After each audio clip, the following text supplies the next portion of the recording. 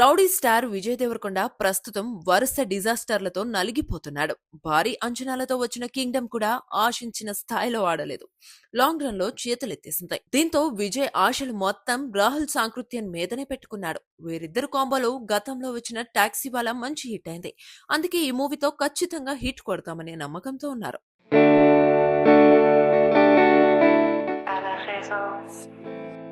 Pluto Rosa by Prisma's Beauty. ఇందులో heroine గా రష్మిక నటిస్తుండటం మరో కలిసొచ్చే అంశం. రష్మిక విజయ్ కు ఓ సెంటిమెంట్. గతంలో వీరిద్దరు నటించిన గీతా గోవిందం బ్లాక్ బస్టర్ అయింది. ఏకంగా 100 కోట్ల క్లబ్ లో చేరింది ఆ మూవీ. ఆ తర్వాత వచ్చిన కామ్రేడ్ మూవీ కూడా యావరేజ్ గా ఆడింది.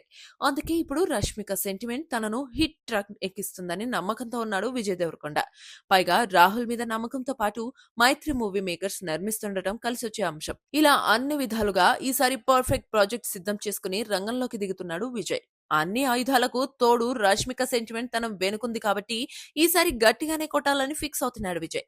ఈ మూవీ షూటింగ్ త్వరలోనే స్టార్ట్ కాబోతోంది. 2026లో రిలీజ్ చేసేందుకు ప్లాన్ చేస్తున్నారు.